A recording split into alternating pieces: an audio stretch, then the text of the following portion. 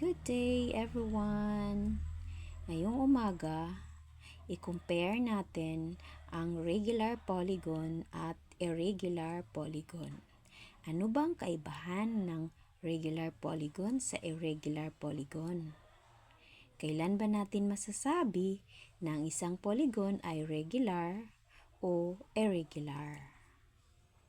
So pag sinabing regular polygon, pariho ang sukat ng sides o gilid at angles. So, sukat ng gilid at angle. So, hindi pwedeng pareho lang ang sides or pareho lang ang angle.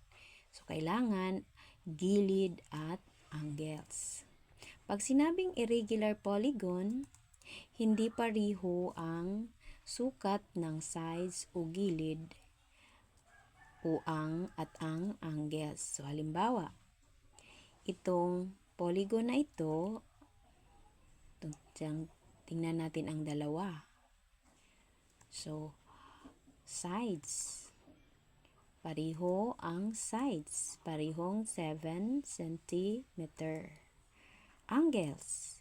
Pareho ding 60 degrees, 60 degrees, 60 degrees.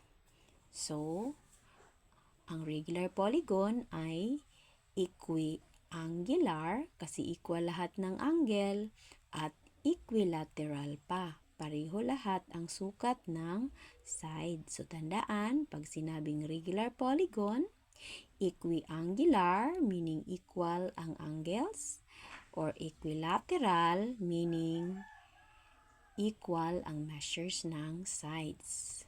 So, tingnan naman natin itong irregular polygon. Ang sides ay magkakaiba ang sukat.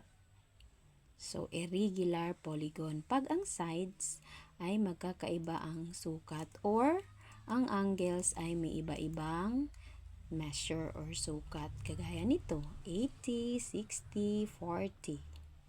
Sa susunod nating video, pag-aralan natin yung sum ng measure ng angles in a polygon.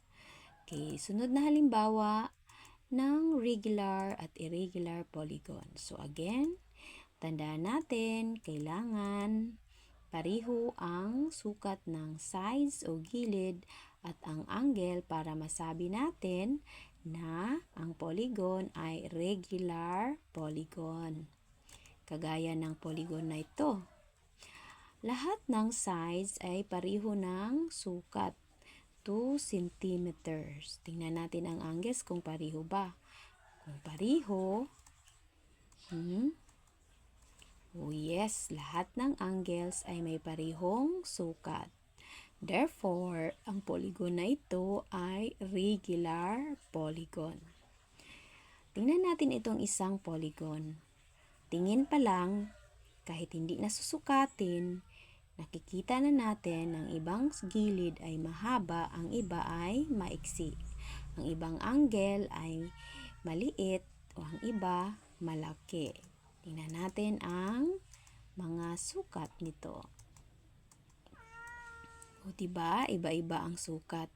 May dalawang magkapariha pero hindi lahat.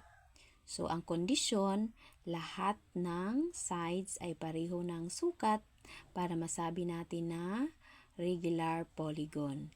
Lahat ng sides at angles. Hindi pwedeng sides lang at hindi pwedeng angles lang. So, pareho ng sides at angles. So,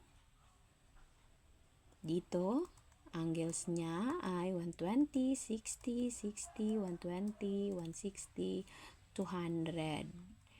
Okay.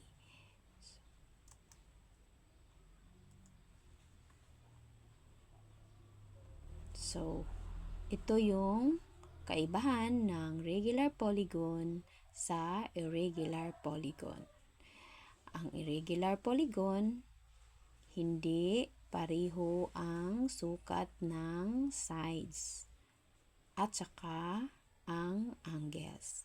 Pag sinabing regular polygon, ito ay equiangular, meaning equal ang angles or it is equilateral, meaning equal lahat yung sukat ng sides.